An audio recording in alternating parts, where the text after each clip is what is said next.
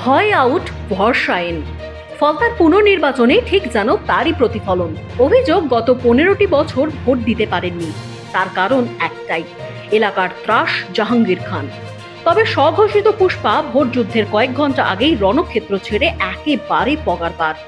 এমনকি বাড়িতে ডাকাডাকি করেও মিলছে না তার খোঁজ। আর এদিন সকাল থেকেই কার্যত উৎসবের মেজাজে ভোট দিচ্ছে ফলতাবাসী। আর নেই কোনো অভিযোগ, মুখ ভরা হাসি নিয়ে নিজ নিজ ভোট কেন্দ্রে শান্তিপূর্ণভাবে ভোট দিচ্ছে গোটা ফলতাবাসী। হ্যাঁ, মোটামুটি ভালোই হচ্ছে, চুপচাপ চলছে, এখন কোনো কিছু গন্ডগোল হয়নি, কিচ্ছু হয়নি, ভালোই চলে। শারীরিকভাবে কি বলবেন? হ্যাঁ, স্বাভাবিকভাবে ভোট তো এখন মানে আমরা যে টোকা ঘুরলাম এখন দেখতে পাচ্ছি ঠিকই আছে, চলছে, কোনো মানে সমস্যা নেই।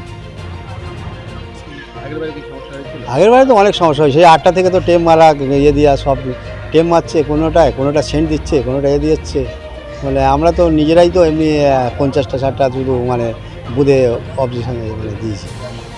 ভালোভাবেই তো দিলাম, কোনো অসুবিধা হয়নি। এত সকালে সকালে ভোট দিলেন কেন? বেলায় গরম বলে। আগেরবারে কি কোনো সমস্যা হয়েছিল? না না না, কিছু অসুবিধা হয়নি। আমি সকালেই দিয়ে গেছিলাম, কোনো প্রবলেম ছিল না। এবারে এবারে তো কোনো প্রবলেমই নেই।